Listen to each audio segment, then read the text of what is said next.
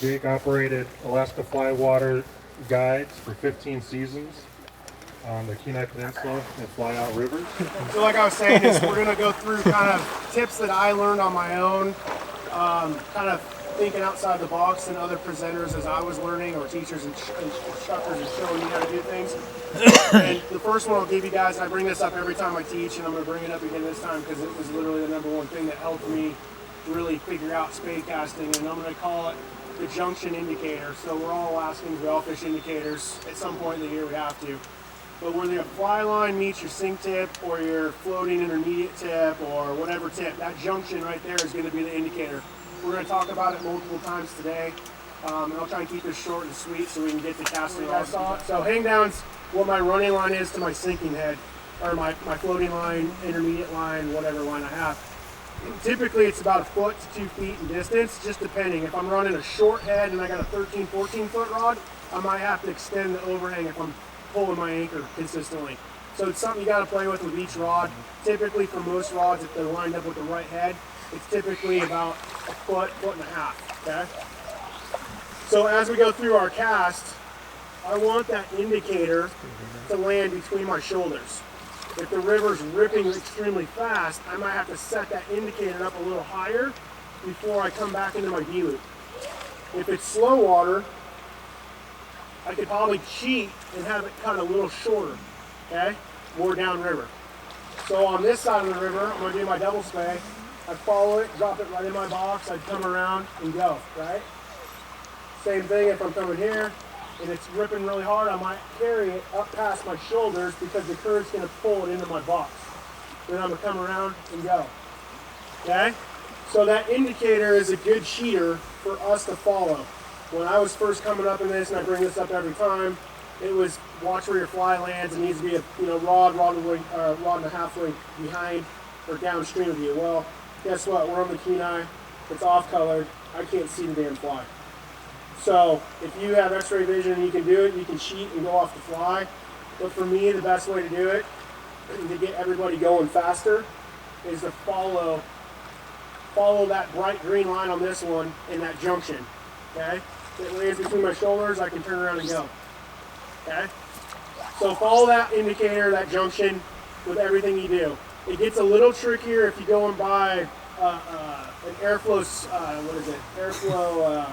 this line. It goes into a black intermediate or type 3 line, but they put a little color code on there. I've also taken shrink tubing on mine and done a little hot spot so I can see it when I'm going, especially if I got new guys coming out with us when we're doing instructions or stuff on the water, okay? But wherever that green chunk, that black goes, that's what I'm first watching. So the first thing I follow up, once I get to my hang down, I find that junction and I follow it to my sweet spot. Once I get there, everything is consistent and straight. I don't have a dreaded L. So did anybody George talk about the dreaded L? Nope. Eric talked about the dreaded L? Okay, well, we'll kind of go into that. If I come in short and I come around and go, if everything's not lined up to my target, I'll have an L. When you come forward on your cast, it's not going to go anywhere. You're going to have a huge open side loop coming out. You're going to hear a huge rip. It doesn't go anywhere. That's not what we're looking for. We want everything to line up straight to our target. So if I bring that target up or that junction up and I come around to here, my fly just kicked the corner. You guys can't see it sitting there, but my yarn turns the corner and everything lines up straight into my D-loop. And as I go forward now, it's a straight path out. Okay, so I'm not fighting anything. It's just consistent movement going out. So that junction's key for me. Like I said, if I'm fishing panic water, glacier, still water, or night, evening, I can follow that junction. So follow those junctions, that's the first one. Second one is, when I come around and my junction's good, you hear the pie plate thing. The pie plate is honestly the easiest one for most people to figure out. What that means is you want to pretend you have a pie in your hand and you're going to follow it all the way around and up to your key position. If I had a real pie and I was holding it like this and I was going to throw it at one of you guys, it has to come around to here. If I cut the corner, guess who gets the pie? So I want to carry it on to here, and then you're going to go forward. So every time I see someone cut the corner, I'll explain this pie piece. I'm not the one that designed it or made this clear yet, but it works. You're going to carry your hand here, and then you're going to go forward. Okay? So if you do that, you won't cut the corner. So if you start cutting the corner, what the cut the corner means, if you guys don't know, is you come here and you come straight to your ear. Well, I pull my anchor out most of the time, and I don't allow the line to consistently move into the straight track line, and I'm going, so my loops become unstable. So again, you want to carry that pie all the way through the loop and then go. Okay, does that make sense? Same thing on the tack-handed stuff. If I'm going to go, let me see, I got to think about this. So going here, same thing happens like this, but you're going to rotate. So what I've always thought, and Ed Ward was the first one I ever heard say it, was you're going to play like you're playing badminton, racquetball, table tennis, or whatever. You're going to actually backhand with your knuckles out towards the target. Some guys will turn their wrist and go, but for me, when I really got my cack as my strongest cast now, if someone said, hey, let's have a casting competition, I'm going to go with my cack. My body stops it, so when I start to give more power into it, I can't overextend, right? Because your shoulders stop it. So I'll come here and I actually cast with my knuckles facing my target. Okay? So same thing, you can bring it around, and like I got a piece of pie on the plate, and I'm going to chuck here. The next one we'll move into the D loop. And on the D loop, I'll see a lot of people make their cast, come around, and go, right? They think they're doing everything right. They can't self-analyze it though, and the reason is they're not turning their head to see what's going on. Same thing you would do with the single hand cast. You're going to follow everything you're doing and watch it, right? You can tell what you're doing. You can self-analyze your cast. Well, if you don't pivot your head and open up your body and look, you won't see if you're overextending your D-loop or if you're going too slow and it's crashing. So by crashing means like this. Okay?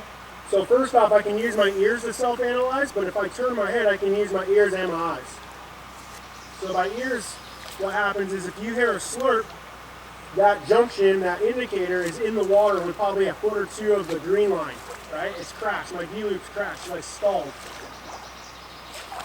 You'll hear the big out of the water. That's not good. You want to hear nothing. If I go too fast, you'll hear the bullwhip, right? So turn your head, get your cast, and follow it. And what you want is you want that junction to literally barely kiss the water, and then you're going forward. So back to that indicator, okay? So biggest key is get your overhang straight, get that junction where you want it. You'll see it barely kiss, and you'll go, okay? So for me, those are like the probably top 3 quickest ways to like fix your cast. If you're doing something wrong and it's just not coming out true, start with the first one with where you're landing your stuff. Second one would be, am I really not cutting the corner either way I go, right? So you're gonna have your pie plate. And the third will be, am I letting it land in the correct spot on my D-loop, right? Same thing happens with the balloon theory that we always talked last year about, doing your pokes. If I'm coming up to here, I drop my poke, I come back, I'm still turning my head. If you watch the best casters in the world, they're all turning almost every time, unless they're just in it and they've been doing it for a while. But they're going to turn their head and follow it, okay? You can watch George and Ed and all the guys that have done it longer than I have. They all typically will sit there, whack, 1, 2, 3, come around, follow, kiss, and go. Okay? So the next one we bring up quite a bit, which is the truest statement of them all, is you need to slow down. Everyone gets freaked out. This is a shorter rod. This is 11-11, and it's one of my favorite. But if I have 13, 14, 15, everyone sits there and they're holding like this, and they think they got to come around, and they just got to turn and go, right? The women pick this up the fastest because they typically think more than they use their muscles. Guys just like, look how big I am, and I can throw them out.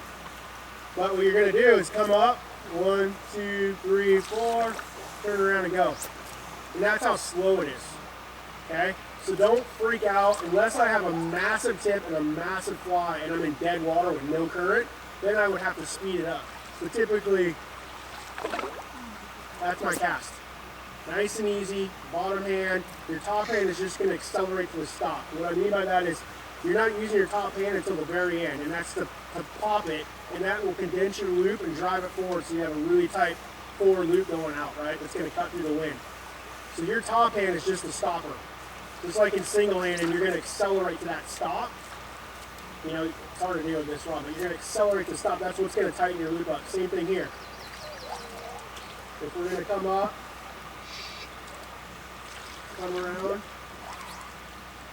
right? You're just going to, it's a pop from the stop. So if you can get that going, you're good. The last thing I will tell you, and then we'll go into questions and stuff, is, and I was reminded this year fishing this winter, water was extremely low, extremely clear.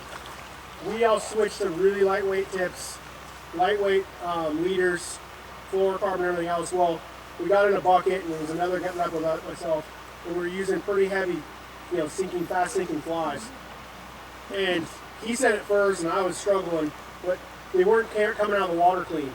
The fly was like, it looked like we were like cutting the corner again. We had a tailing loop, we were pushing through it, the fly was just kind of hanging down, it just was nasty.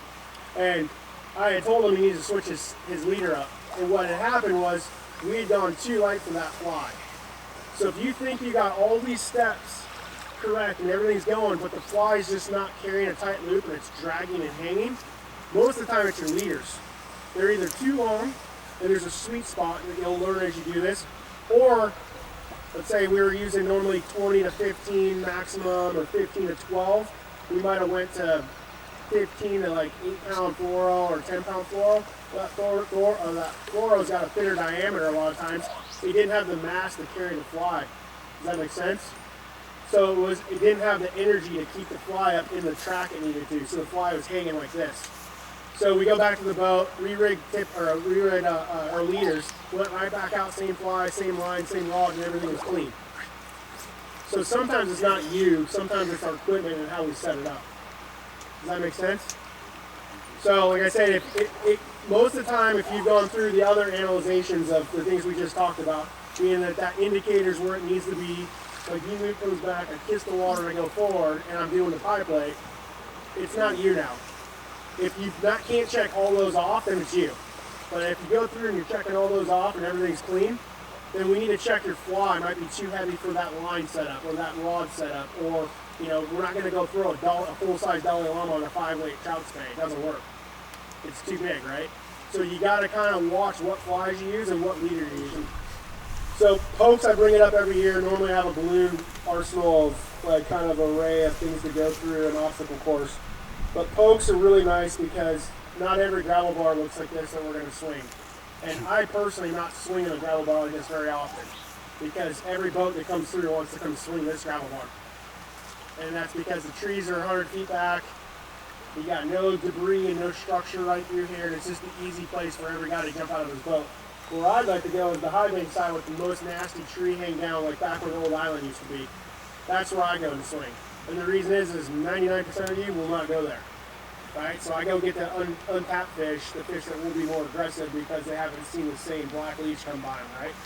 So by adding pokes to your arsenal, what you're doing is you're manipulating the fly line to lane where you need to go, get everything in the water, turn around and make your cast. Why is that beneficial? Again, I don't have balloons this time, but if we had a log up here and a rock down here, depending on the wind, I could potentially bring my fly up in between all that structure, place it down in between the structure and make my cast.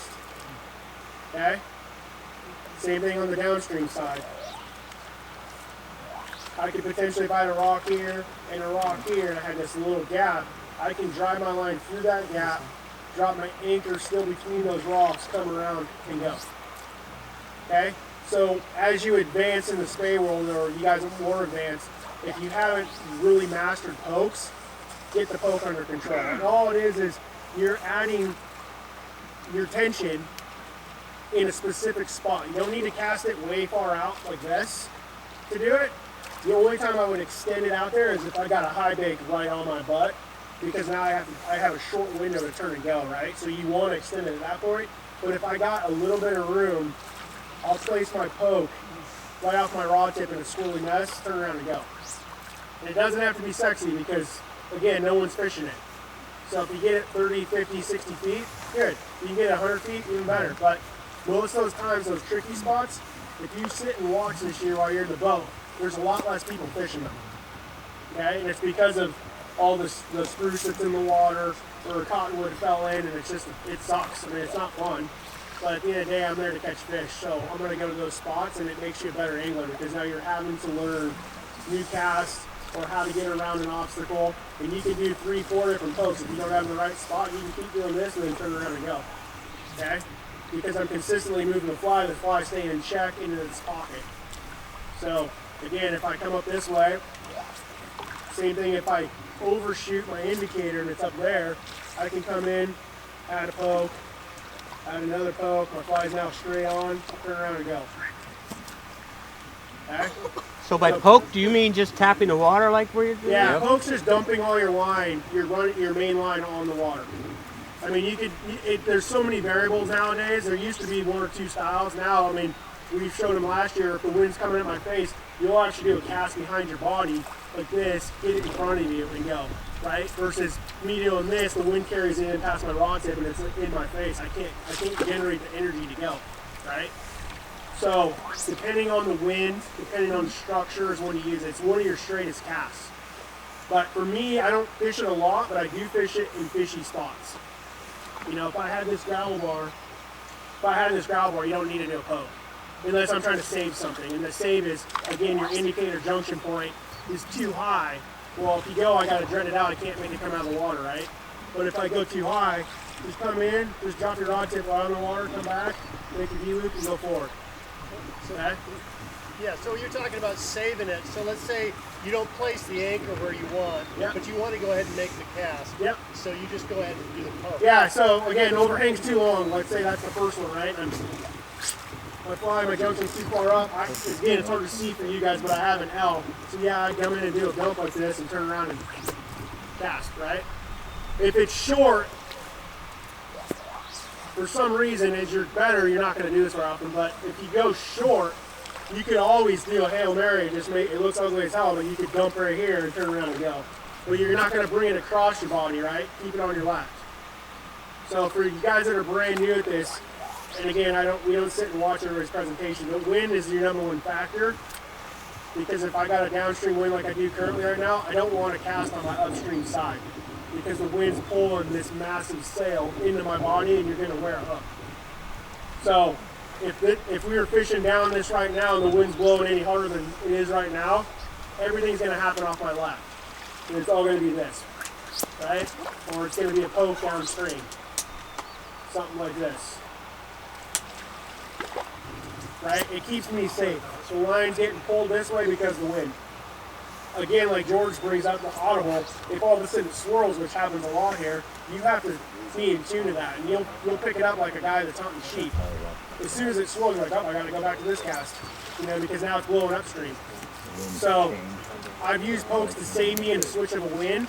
And it might, like I said, it might not be a nice cast, but it might have been something I was doing a snap tee, coming up like this and it swirled and I might just walk it down to my left shoulder and it's goofy as hell. But if I want to save that cast, guess what? At least I can get a fishing cast or you can reset it. But you can always use a poke to get you out of trouble. Okay? Any other questions? The loop behind me. So you really want to use this. The guys out of Connect Talk and some of the kingfisheries out west used it a lot because they'll get frontal winds, knack, same thing. We'll be fishing trout. So if I do anything like this, again, it blows into me, right? So Trevor Kovich made it pretty popular and a couple other guys. They'll go behind their body to keep it clean. And then that way everything's upstream of me again and nothing gets in my face, right? So it's just trying to protect yourself. So if you feel a frontal wind, a lot of times it just comes up and around your body and you're just doing your anchor system here. And you're gonna go. Okay? I can walk you through that. Dave can do it. I mean, everybody, you know, just grab one of the pros or whatever you guys want to call us, and we'll run out and show it to you. But it is handy. I mean, first time I started playing was knack because it was just howling in our face, and it was where we wanted to be. And every time you do any other cast, it didn't matter what it was, it was in your face. I mean, it was howling. So anything you do like this, or if you get a double spey, there's just not enough energy to force that line where it needs to go. So by doing this little cowboy thing, I can keep it right where I want it to go, right? Anything else? Anybody got a question? Yeah, one quick question, Jake. Go ahead, Nick. So, I guess eliminating like too much top hand, you know, because I come from a lacrosse background, so I'm all, you know, shooting, you know, it's a lot of top hand. So what would you say about eliminating top hand? The best thing to do top hand, and it was how I learned to do it, was just to go 2-finger hold. And I know Eric's going to talk about this in a little bit. So guys that have fly fished for a hell of a long time, you guys all want to use your top hand. That's why a lot of times kids, ladies, new beginners that fly, they typically pick up Spey a hell of a lot faster than us. It took me 3.5, 4 years where I was really competent enough to keep it consistent. And I practiced a hell of a lot. So what was happening for me was I'd come in and just gorilla, you know, just do this, and my loops were just nasty. My arm would get tired and sore. So someone had told me, hey, just grab it with 2 hands or 2 fingers, and top and bottom, you need to be on your bottom. There's no way you can power this rod. So again, you're going to come around. I only got it with my thumb and my forefinger, and shoot and go. Okay. So by doing that, it makes you have to trust your bottom hand. That makes sense? And you'll know this, I mean, Dave will be the first one to tell you. If you do this all right, you can fish hard, 12, 14, 16 hours a day, 6 days a week, and not feel it in your shoulders. If you're doing it wrong, you're going to know within, what, an hour and a half, 2 hours? Max. You're going to be like, Jesus, what the hell? And if that point comes around, you're doing it wrong. So if you got bad shoulders, this is the best thing for you. I've met plenty of people that had bad hands. Like I have a really bad right hand from fly fishing and rowing so much as a kid, and then dislocating my thumb in soccer. I can't indicator fish anymore very much. I can't sit and cast all day. I can do it flats fishing because you don't cast all day, but I can't do it. So that's why I picked this up. Other people I know either bad backs or bad shoulders, and guess what? I don't use my shoulder. It's all nice and tight to my body. I'm not doing anything with this shoulder. It's safe. Okay. So if you have too much top hand, try going to 2 to 3 fingers on top, and that should help you. Because you can't put the power into it. Okay? Anybody else? Anybody? Yeah.